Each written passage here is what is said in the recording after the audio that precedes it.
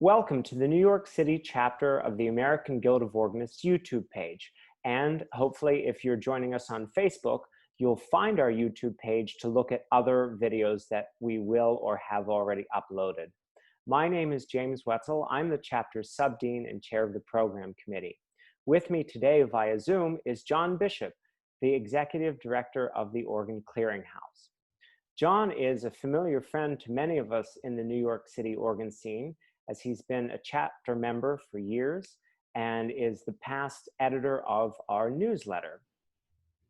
John, through his articles in his column Into the Wind, published through the Diapason, is known to us as the son of an Episcopalian priest in New England and is an organist who trained at Oberlin, who has held a number of church jobs throughout his career. So, John, would you just share a little bit about some of the first projects that you spearheaded as the new executive director, something that sticks out in your mind? Wow. In the first few years, I don't mind admitting that I had a learning curve about how to go about organizing a sale, or pressing a sale to make an organ work. Most of the work that the company did in those first few years was helping other organ companies with dismantling instruments. Right. I think one of the first big sales that I organized was the Castlevan organ. If I remember off the top of my head, it was built in the early 70s for Trinity Church in Princeton, New Jersey. And Jim Litton had been the spearhead of that organ being brought in. And by the time we were in the 21st century, it really was not an instrument that was serving the church well. I was fascinated to read in the documents of the church's organ committee that the organ committee stated that after years of study and thousands of miles of travel, they had determined that the classic French organ was ideal for Anglican liturgy. Isn't it amazing how many churches came to that same mysterious conclusion at about the same time? I remember that instrument actually, and the same thought had always occurred to me. So viewers that are watching this on YouTube should know that this is going to air in mid-November of 2020. And that in the November edition of the Diapason, John dedicates his column in memoriam to Alan and his founding of the Organ Clearinghouse, which brings me to the Organ Historical Society and how the two of those organizations overlapped. So, John, your background in New England, I always associate New England organs with small 19th century American-built trackers in a white-clad congregational church. And yet you just— You got that right. Yeah. Right. And yet you just mentioned an organ that was built by Castlevan that is decidedly not an American nor a 19th century organ. So could you talk about the transition that the clearinghouse faced between its initial aim of preserving those 19th century instruments and finding new homes for them, and the larger instruments that you now find yourself trying to relocate? Sure. As I related in the essay I wrote for the Diapason, published this month, the Organ Historical Society was founded in a meeting at St. Bartholomew's Church in New York City. The date of that meeting was June 27th, 1956. And there were, I think it was 11 people present, 2 of whom are still living, Barbara Owen and Randy Wagner. And the Organ Historical Society very quickly took on the responsibility of trying to take care of organs that were being threatened. And one of the most heavy threats for historic organs at that time was the construction of the interstate highway system, the Eisenhower highway system, where highways were being built through the middle of virtually every major American city. And when you build a highway, you need to take a 400 or 500 foot wide slice out of the city, and with that comes all of the buildings that were standing in it. So the OHS, first in a mimeograph newsletter and then in the infant tracker, was publishing a list of organs that were identified as being threatened, with the idea that they could be obtained and moved. Barbara Owen was the first steward of that list. And in 1960, Alan Laufman was by then a board member of the OHS.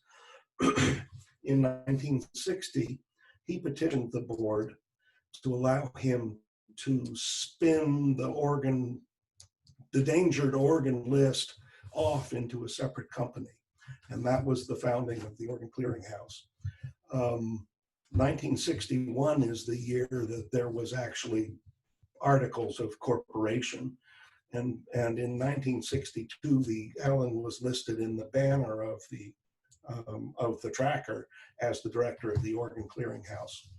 And it was Alan who really caught the key about how to be the matchmaker for a church somewhere that was looking for an organ and figuring out that a certain instrument would fit there.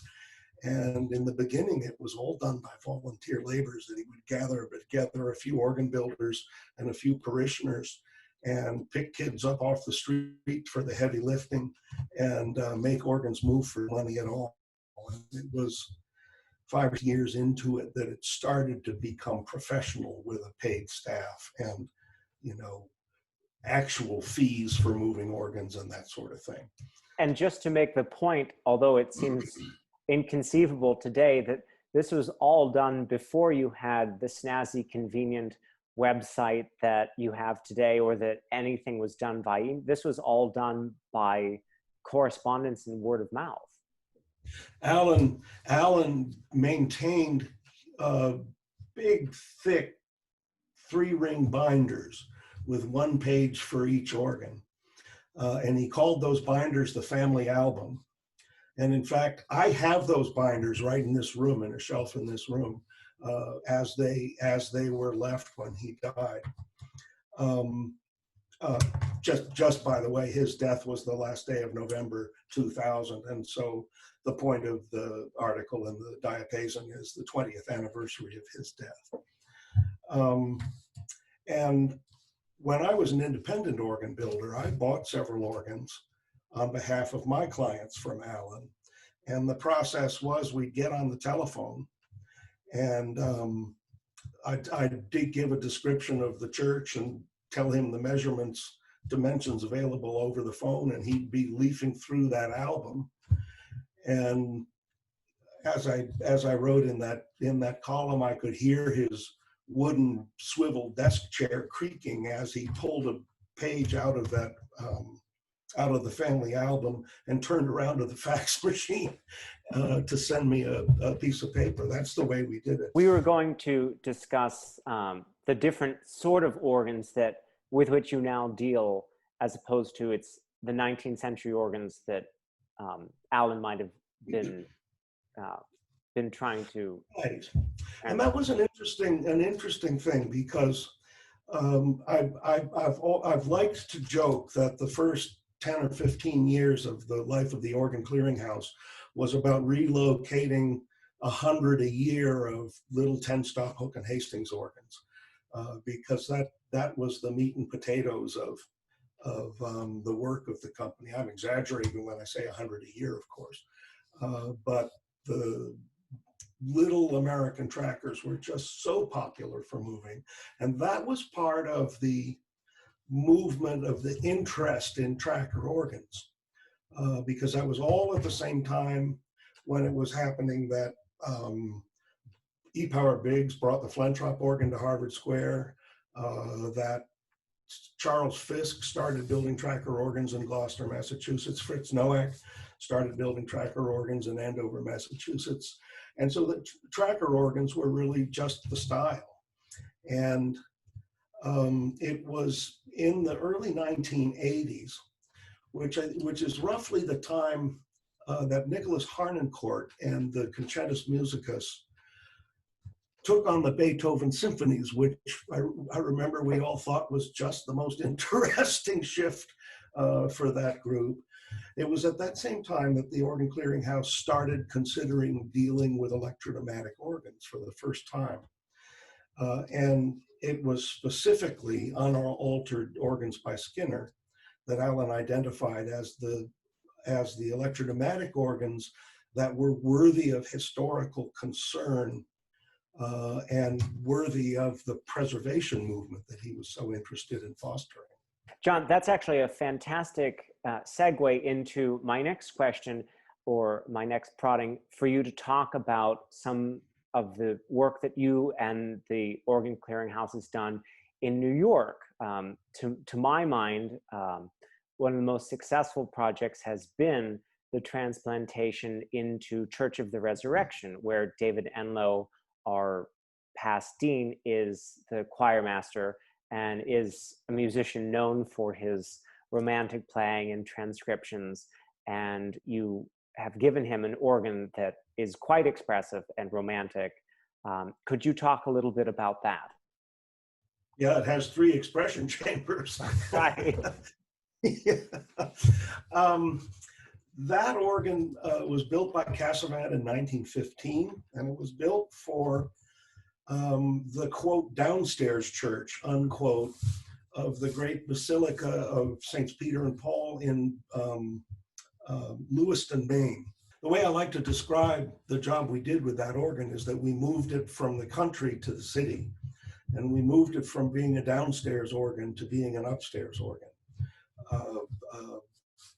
The stops, the ranks that we added to it were all big city organ ranks, which is another great contrast from the early days of the Organ Clearinghouse, where you might have added a 1 1/3 stop to a 10-stop organ. Now what we're adding to organs is 16-foot principals and tubas and things, which have a lot to do with making organs be big city upstairs organs. Right. So in addition to the Church of the Resurrection, you also do some work in the city and indeed across the country, where the Organ Clearinghouse now is working as a subcontractor for other major firms. Would you just describe a little bit about that side of the company? Sure.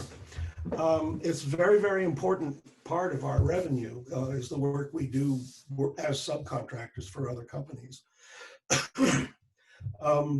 With the history of taking apart many hundreds, maybe even over 1,000 pipe organs in the course of 50 years, the crew has become expert at the business of moving heavy things around stained glass windows and carved pews and so on.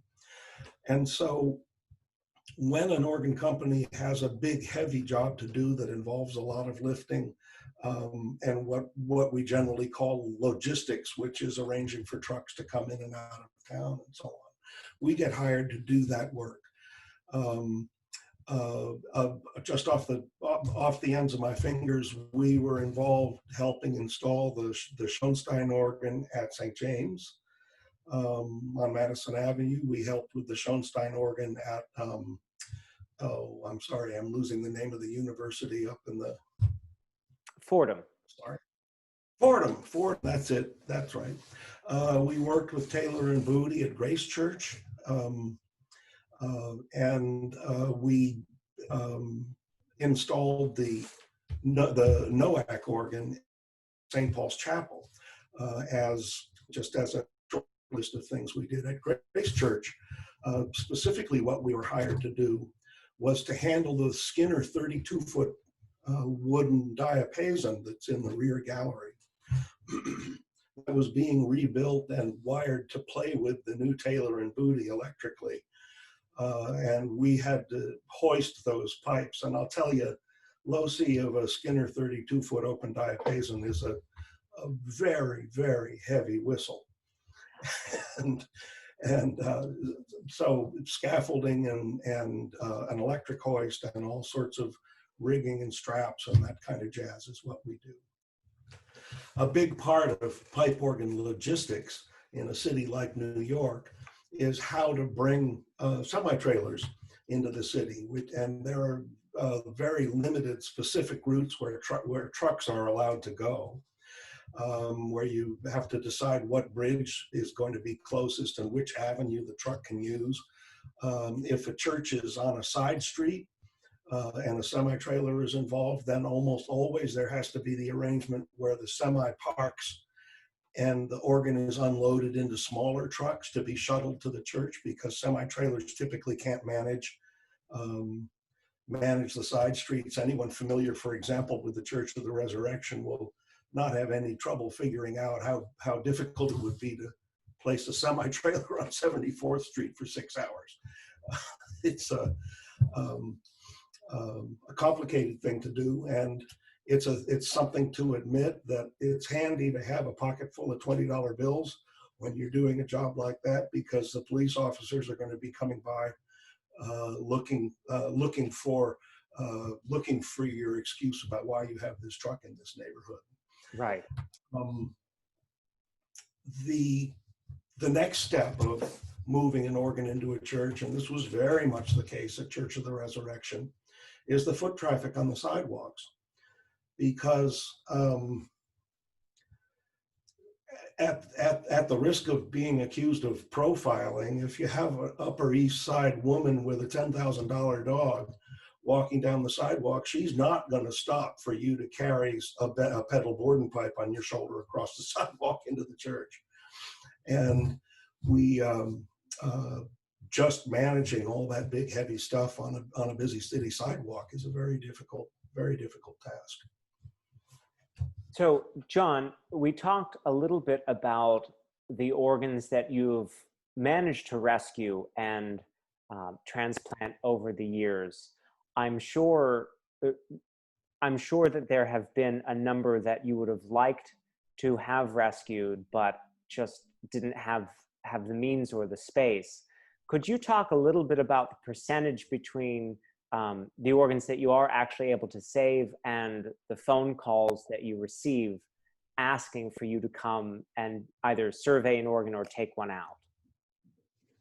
Yeah, that was a hard lesson to learn. We always have over 400 organs on our list of available organs. A good year means that we've had 20 sales. And what that means, of course, is that many organs just sit on the list and never go anywhere. And I realized years into my job with the Organ Clearinghouse, I realized that I had to face the fact simply that you can't save all of them. And that if I already had a half a dozen organs built by Moeller in the 1950s with fewer than 20 stops, there was no point in accepting another one. And I learned how to say simply, this organ just doesn't have preservation value, and I can't help you. Often it winds up that a parish would ask my permission effectively. Would it be a bad thing if we threw this organ away? And the fact is that you really have to say sometimes, no, it would not be a bad thing. Organs run out of time. And what that also means is that if there are 400 organs on the list and that few being bought, of course, it's the excellent organs. It's the Skinner organs. It's the mid-century Cassavants. It's the Aeolian Skinner organs. And if I put it this way, if a church is ready to buy an organ, I can't justify pushing pushing a 60-year-old Wicks when I can push a 60-year-old Skinner for the same money. Of course. And you just can't. I consider myself a steward of the total amount of money that's spent in the United States on organ projects, and the responsibility to keep churches from spending any of that money on organs that aren't worthy. Well, especially now, so this is being filmed during COVID tide, and without sounding overly pessimistic, I imagine that the number of church closures ahead, and therefore the number of organs looking to be or needing to be saved or relocated, is only going to increase. Have you already seen an uptick in inquiries about? Absolutely. Yeah, we absolutely have. And it was very quick that very soon into the pandemic that we started noticing that. The small parish that relies on the Sunday morning offering plate in order to pay its fuel bills couldn't survive even a month or two of the doors being closed for COVID. And churches that I had been talking about who were considering closing immediately started to say, we are closing, we just can't face this. And by the time we were into the summer, there was a very large increase in the number of beginning inquiries about organs being offered for sale because churches were closing. The other interesting thing has been recently, and there's going to be another wave that we're experiencing, but as we got into the fall, and some churches, especially those with strong and deep finances, were working on getting back into business, either by streaming or by opening their doors to small congregations. Those churches were so eager to get started on organ projects that they'd been considering that we had an absolute flood of projects coming through. It was in the beginning of October that there was a week when I completed 4 transactions for the sales of organs, and I've never had anything like 4 deals closed in a week. And the Organ Clearinghouse crew is on the road now and has been for the last 8 weeks without stop, relocating instruments. So John, in the final segment of our chat today, I'd like you to talk a little bit about some of the new projects on which the Organ Clearinghouse is working.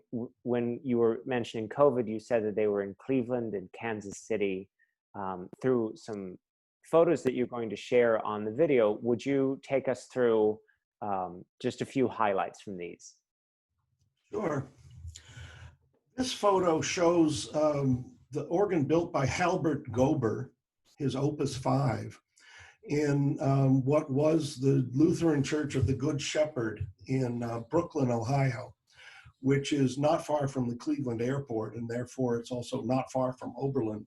So this is an organ that many people, students and faculty and visitors and so on from Oberlin were experienced this instrument.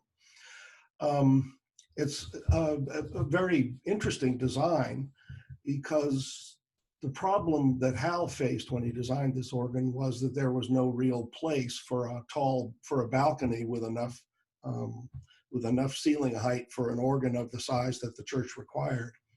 So he came up with this concept of having the organ straddle the center aisle of the church.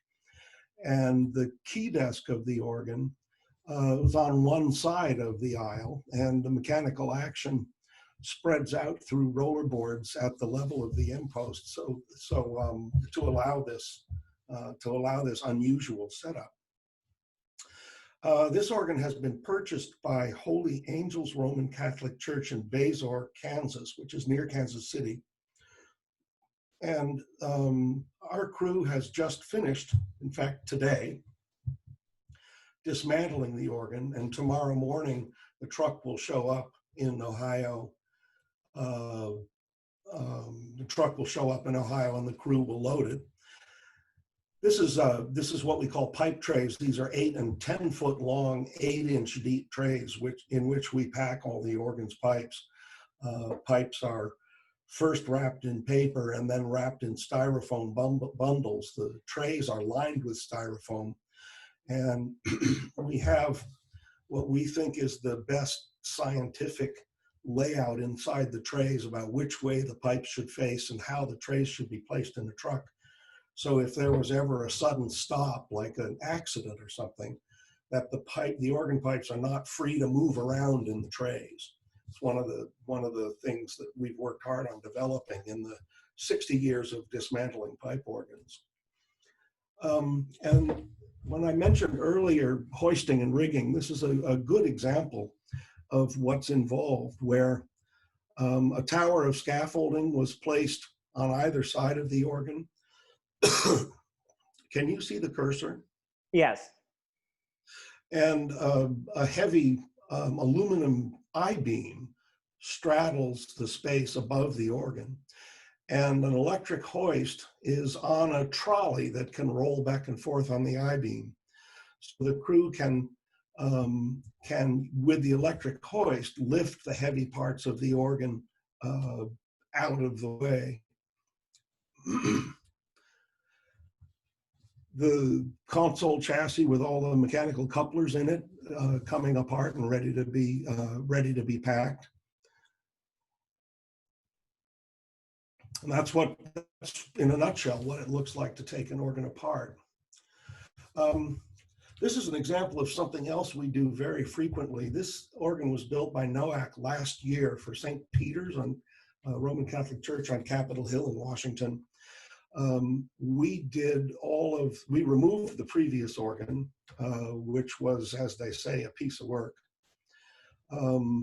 We did all of the painting and plaster repairs in the choir, in the organ loft, painting the arch, painting around the windows, building a level floor, to bring the organ up into the balcony. That, by the way, I'm pretty sure this is a photo that shows Philip Lefebvre at the console the day of the dedication concert last fall. But in the history of churches planning the succession of their projects, it worked out here that within a year of the dedication of this new organ, they had to do a painting project in the church. And so we were there in September to cover the organ with plastic to protect it against the sanding dust and construction dust that was now going on in the church. This is a good thing to follow up with, because this is the superimposition picture that shows the Hal Gober organ in the church in Kansas City. Right. And this is the picture that was developed to help the people in, it's actually Bazor, Kansas, help them accept the idea that the organ would be a good fit for their church. And you can see that the center aisle thing is very much a part of this installation, as it was in Brooklyn, Ohio. Right. So in our website, we have pages about what kinds of things we do, what our fees are like, how you sell an organ, how you go about buying an organ. But let's just look for a minute on this page, which shows the organs that are for sale. I'm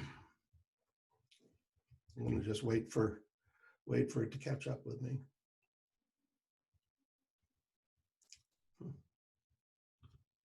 There we go. And what happens if okay, never mind. I mentioned earlier that we have over 400 organs on the list. It's about 440 right now. There are probably only 30 or 35 organs pictured on this page because I try to choose instruments, first of all, that I think are good candidates for relocation, and second, a wide variety of the types of instruments that are available. So you can see many of you in the New York chapter will recognize this organ, which is Church of the Epiphany on York Avenue. Larry Long was the organist there until recently. And the way our website is set up is when you open one of these pages, there's always a click here button where you can open to see, in this case, it's a link to the New York City Organ Project, where you can click to see the specifications of the organ. At the moment, we have 2 organs of that very type available. This one being St. Paul's Cathedral in Boston, which is a great big Aeolian Skinner of 100 ranks. Once again, you can click to see the specifications. And on the other end of the spectrum, we have several residence organs available. And I think, boy, if I was going to be a salesman today, I think lots of our chapter members would enjoy having this instrument in their house. Built by Schoenstein. We'll look at the specifications. Built by Schoenstein, I think it was 1980 that it was built. And you can recognize that the organ was inspired by the Cavaillé-Coll choir organs that you see all over Paris. A very fun feature of this instrument is that the draw knobs are glass. And John, as we're scrolling through your website and looking at some of these organs, we see a price tag on it. Just to point out to our viewers that that's the price of just purchasing the organ itself. That doesn't mean if a church is looking at this, that they can only expect to spend $75,000 or $100,000 on the instrument. Right. That's a good point. Thank you, James. The prices that are listed are the purchase price of an organ as it is and where it is. The Organ Clearinghouse charges a finder's fee, which is in addition to that. That's all described under services and fees. And then the cost of relocation and the cost of any renovation that's necessary is added to that. And if I go back to that Aeolian Skinner in Boston, which is still in St. Paul's? Pardon me? Is it still in St. Paul's? It was partially dismantled because the room was renovated. So the pipes, the exposed pipes are out and in storage, the reeds are out and in storage, and the organ is all covered, so it's not able to be played now. So the asking price is $100,000. The cost and of course it's a 70-year-old organ. It was built right around 1950. So it needs to be re-leathered. It almost certainly will get a solid state switching and combination system. And so we think of it in terms that the renovation of the organ might cost $700,000 or $800,000. And the relocation, assuming no reconfiguration of the organ, the relocation of it would cost another $200,000. So this is well over $1 million project. However, $1 million in 2020 for a 100-stop Aeolian Skinner organ is, I think, a bargain, because there's certainly no way that you could buy an organ of this dimension for that kind of price. Another great example of an instrument that's available is this one, which is in New York City, which is a thrilling organ built by Roosevelt in 1892 and rebuilt by Welty Tripp in 1931. This is the former All Saints Church in Harlem at about 128th Street. And once again, there's a $100,000 asking price. And the renovation of this organ would be quite a bit more than the renovation of the one in Boston, because it's a much heavier organ in terms of the number of big stops and so on.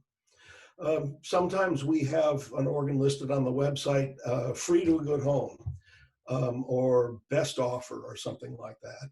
And those are the organs where I'll get dozens of inquiries right away as soon as the listing is up, because people think it's going to be a free organ. And when I then tell them that the cost of a free organ is $800,000 of renovation and relocation, a lot of that interest dries up pretty quickly. I could, of course, just keep at this for quite a while. No, that makes... I'll do one other interesting one, which is Schoenstein's Opus 7. This organ is owned by Schoenstein, and what's special about it is that it is the only organ and the only organ pipes that were actually built by Felix Schoenstein that are still in existence. And the reason for that is that every other instrument that Felix Schoenstein built was destroyed in the Great San Francisco fire, earthquake and fire. And what was the year of that? Sometime around 1900. 1906? 1906, there it is. Yeah. The organ is in storage, and Schoenstein is offering a grant of $25,000 or more to study the possibility of reconstructing this into a complete organ, into a church. And this is because Jack Bethards of Schoenstein is so very interested in reviving this organ, which is the only surviving work of the founder of the company. And maybe that's all the scrolling around the website we need to do, but I like to have the opportunity to show the website to people and invite them to take a look and give us a call. So, John, first of all, I'd just like to thank you so much for taking time out of your day to join us on this first NYCAGO behind the scenes pipe organ building in New York series.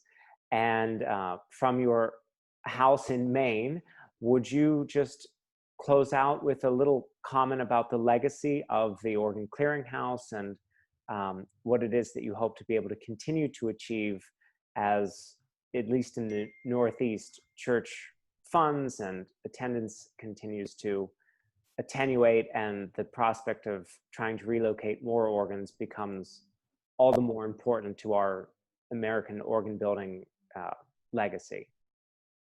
Sure, happy to. At the time of Alan Laufman's death, he was claiming that he had been involved in the relocation of more than 2,000 organs. Now, that does not imply that he was in 2,000 different churches taking 2,000 different organs apart. But it does imply that planting the germ of an idea of what organ might go somewhere would count. It's a little bit like in the world of bird watching, is that you can count the bird call as a sighting the same way you can count actually seeing the bird in person or in bird life. I have been excited by the pace at which we work. The first half of my career working as an organ builder was tempered by working on projects that would take a year or more to complete, and maybe 8 or 10 years to develop. That once a contract was signed, you'd be in the workshop for months and months and months doing the job, and then on site for a couple of months installing. I work now with 3 or 4 different organs every day. The crew is the jobs that our crew does are inclined to last a week or two, and so there can be 15 or 20 of them in the course of a year. That we have, it's just a very rapid pace with an experience with many, many organs. Also, since we work as subcontractors, we get to know intimately the practices and the philosophies of all of the companies we work for. We have imported organs, exported organs from the United States to Germany, to Australia, to China, to New Zealand, Brazil, Ecuador, Bolivia, and Great Britain, and I'm missing one. And it's been fun to have the experience to organize a project, to participate in taking an organ apart in the United States, to ship it to an organ builder in Europe for renovation, and then to be able to see the organ in its European homes. Very exciting thing that I've been able to do many times. And one of the great adventures that I've had with the Organ Clearinghouse was the caper in Madagascar that I think many people have heard about. I once spoke to the St. Wilfrid Club about this job, where the Madagascar's ambassador to the United Nations called me on the phone one day out of the blue. Seemed as though someone was going to be asking me about the warranty for my car. And his opening line to me was that his president had asked him to go back to the United States and find organs for our churches in Madagascar. And that led to, in 2008, I traveled twice to Madagascar, once to visit churches and make plans and meet with the president and see what he had in mind. And then Amory and I went back 4 or 5 months later with an organ in a container and installed it in one of the great churches of Antananarivo, top of the hill in the capital city. That's the range of experiences that the Organ Clearinghouse has served up for me. And it's just been a very, very rich, for me, 20 years, which is the same period since Alan's death. 20 years during which I've been racing around the world and around the nation, working with just a vast number of people and organs. I believe that it's our method, our mission, our core mission, as Alan founded the company, is to preserve pipe organs by finding new homes for them. And as we do that work, and we do the work of assisting our colleague companies with their projects, I hope that what we're able to do is make pipe organs available to more churches by giving them the option of repurposing an existing organ instead of commissioning a brand new one. Right. John, that's a wonderful place to stop. Thank you so much again for joining us today, and we'll see you very soon and hope to hear about upcoming projects in your column In the Wind that's published in the Diapason. Thank you so much. Thank you very much.